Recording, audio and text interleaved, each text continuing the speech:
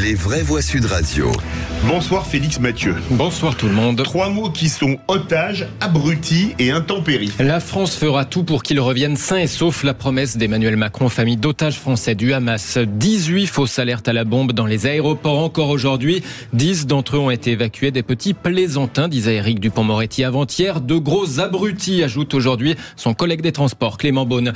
Et puis vigilance rouge levée dans les Alpes-Maritimes qui échappe au pire. 3 ans après la tempête Alex, Aline a tout de même emporté un pont provisoire à Saint-Martin-de-Vésubie, mais aussi des bus vides de l'agglomération niçoise. Les vraies voix Sud Radio. La France n'abandonne pas les siens, assure Emmanuel Macron aux familles d'otages français du Hamas. Il s'adressait à eux ce midi en visioconférence aux côtés de la ministre des Affaires étrangères. 7 Français restent portés disparus après l'attaque du 7 octobre. 1400 personnes tuées, 203 otages. Le comité international de la Croix-Rouge négocie avec toutes les parties en présence, y compris avec le Hamas, pour obtenir leur libération et en attendant pour obtenir des visites à ces captifs, explique Imen Trabelsi, porte-parole régionale du CICR. Notre objectif, bien sûr, une bonne partie de ces discussions-là, c'est le discours bilatéral et confidentiel. Il y a très peu d'informations qu'on peut partager publiquement. Il y a des discussions. Nous, on rappelle que le droit humanitaire international, il interdit la prise d'otages et nous appelons à une libération le plus tôt que possible. Mais entre-temps, nos discussions, en fait, ils veulent mener éventuellement à commencer nos visites, les visites du CICR des personnes prises en otage. Et nous nous tenons prêts à être l'intermédiaire humanitaire lors de cette potentielle libération. Imen Trabelsi du comité international de la Croix-Rouge au micro Sud Radio de Jean-Jacques Bourdin. Selon elle, l'aide humanitaire tant attendue à Gaza devrait commencer à entrer au compte-gouttes par la frontière égyptienne. C'était prévu qu'un premier batch se passe aujourd'hui, un batch de 20 camions d'aide humanitaire basique, principalement de la nourriture, des médicaments et puis de l'eau. Pour préparer ce passage de l'aide internationale, le secrétaire général de l'ONU se rend sur place à Rafah, au point de passage donc entre l'Égypte et Gaza. Une réaction très rapide sur les otages, c'est quand même terrible. C'est terrible et j'espère que le Hamas... moi, je peux pas dire que j'ai une angoisse très forte parce que j'imagine mal qu'une organisation terroriste de cette nature va faire preuve de bienveillance, d'humanité. Je crains le pire. Elisabeth Lévy. Ah oui, ça, moi j'y pense beaucoup parce que c'est vraiment épouvantable. Ils ont vraiment pris des gamins, des bébés.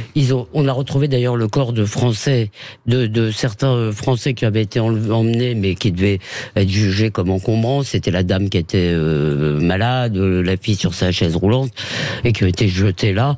Donc, mais je dois vous dire que je serais plus rassuré si je savais que les forces spéciales de nos pays sont sur le coup, plus que par les négociations avec le CICR et tous les bazars onusiens qu'on va nous trouver. Un mot, Virginie Calmels?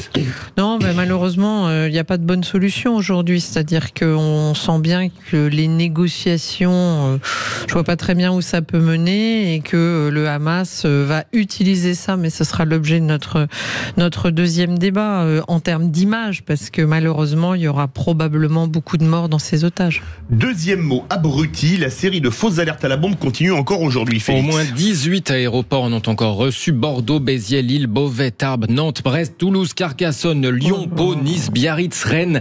10 d'entre eux ont dû être évacués. Grosse pagaille à l'orée des vacances de la Toussaint. La sanction peut aller pourtant jusqu'à 2 ans de prison et 30 000 € d'amende sans compter les dommages et intérêts, rappelait le ministre de la Justice avant-hier. Ces petits plaisantins, ces petits guignols. Eh bien, aujourd'hui, son collègue ministre des Transports, Clément Beaune, a repris le qualificatif tout en l'enrichissant même encore un peu. Les petits malins ou les petits plaisantins qui se livrent à ce genre de jeu sont en fait de gros abrutis, voire de grands délinquants.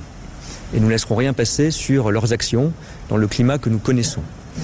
Je remercie évidemment les équipes de gendarmerie, les équipes des aéroports qui se sont mobilisés pour assurer la sécurité, pour éviter toute panique ou toute inquiétude, et les passagers qui ont toujours réagi dans le calme.